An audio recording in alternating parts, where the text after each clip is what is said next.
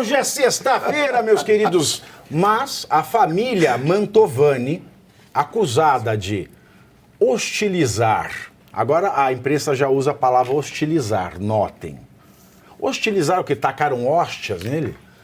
Né? Hostilizar Moraes Maduro no aeroporto de Roma. E assim, que mal tem? Todo mundo sabe que quem tem boca vai a Roma. Se você está em Roma, alguém vai falar alguma coisa. Né? Vai meter a boca em você. Em Roma você tem que saber. É que nem o da Atena. Você sabe que vai no debate para ser atacado. E quem vai a Roma, você sabe que vão meter a boca, porque quem tem boca vai a Roma. Bom, mas a família Mantovani, acusada de hostilizar a família do Moraes Maduro no aeroporto de Roma, na Itália, rejeitou um acordo de não persecução penal proposto pela Procuradoria-Geral da República. Os acusados confessariam crimes de calúnia e injúria real, pelos quais foram denunciados, e, em contrapartida, cumpririam medidas alternativas à prisão. Porém, o advogado da defesa, né?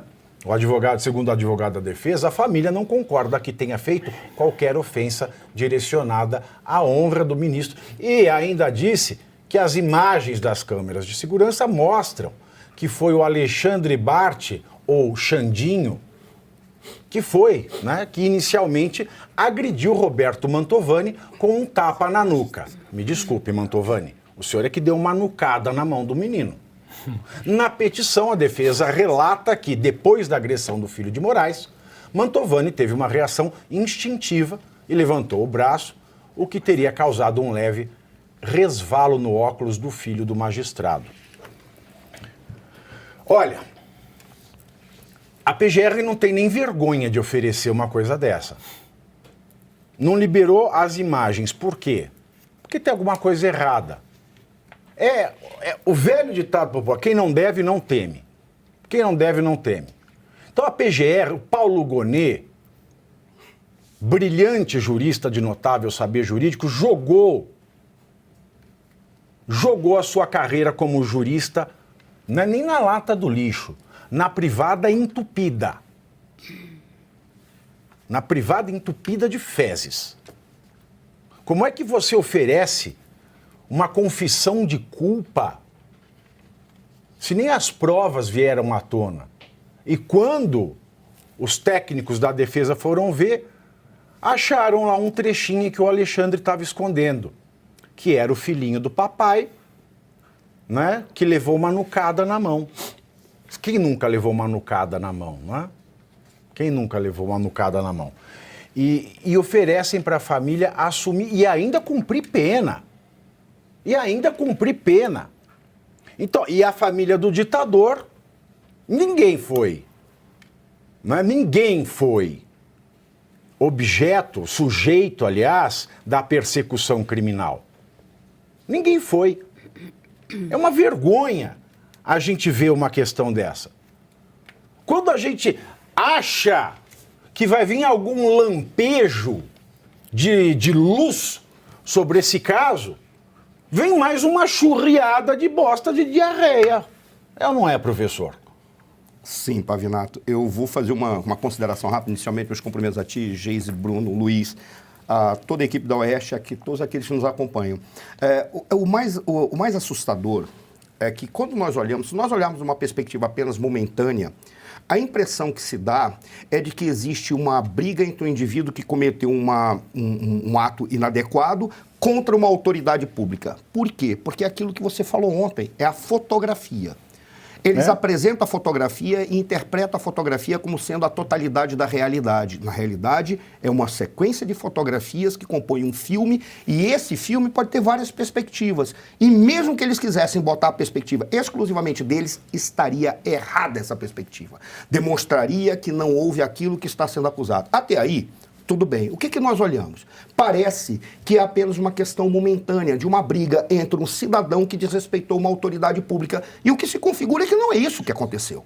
O que aconteceu foi um cidadão que fez uma livre manifestação e um direito legítimo da cidadania de se manifestar diante de autoridades. Ponto, foi apenas isso. Então, se eles foram mal educados, já existe legislação suficiente para tentar, de alguma forma, enquadrar essa falta de educação, mas não a forma criminosa que eles estão sendo tratados, como se eles fossem criminosos. Como se fossem terroristas. Vale lembrar que o cúmulo do absurdo começou quando teve busca e apreensão na casa deles. O que já é uma ilegalidade. Isso aí, pelo amor de Deus, isso é abuso de autoridade, não se enquadra em qualquer aspecto legal. Mas qual é a perspectiva que eu tento adotar? E aí eu já encerro. Quando nós observamos, o que nós temos diante desse momento da nossa história é um conjunto de indivíduos que serão lidos pela história futura.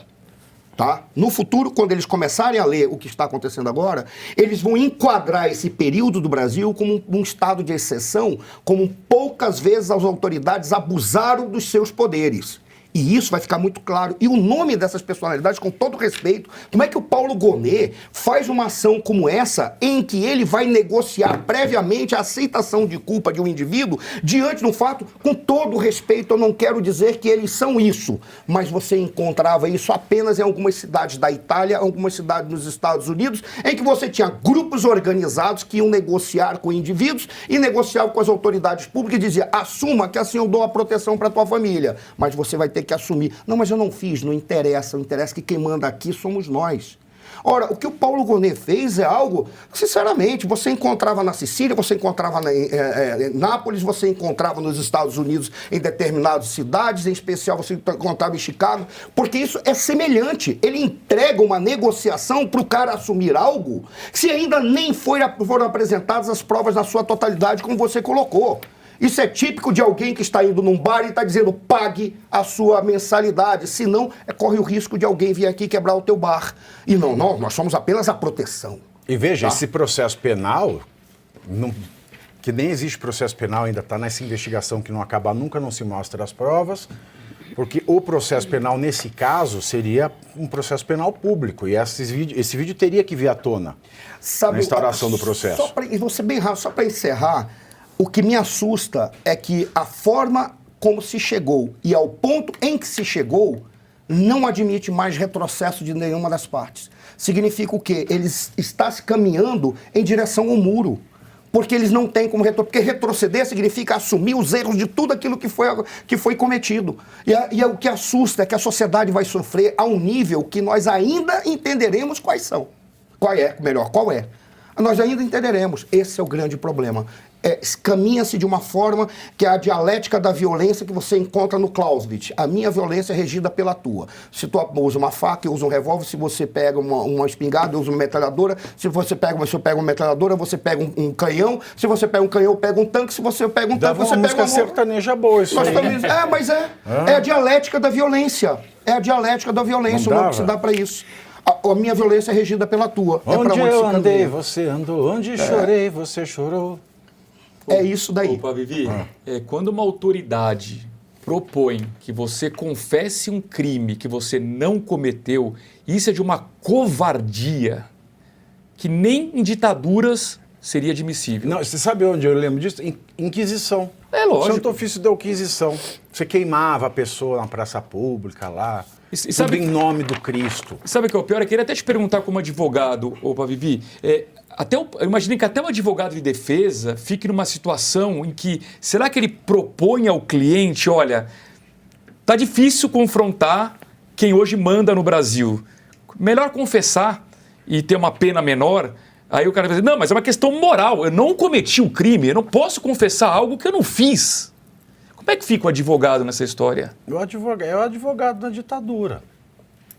Você tem que ser muito claro com o cliente, falar: ó, é o seguinte, a perspectiva é essa. Se forem continuar com a farsa,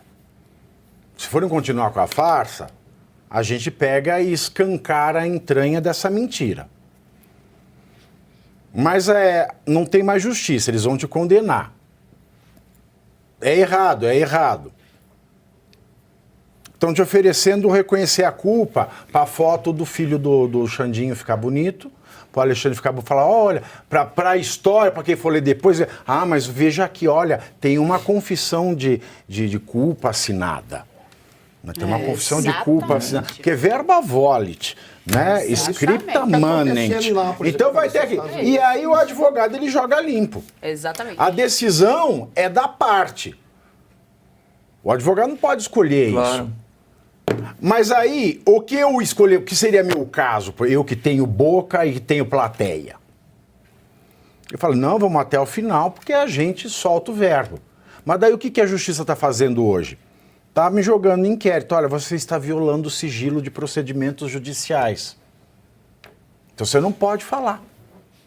Justamente para te desencorajar a falar, não vá adiante que você está certo. E eles continuarem com o teatrinho da, é a democracia, é a sentença, é a ordem judicial.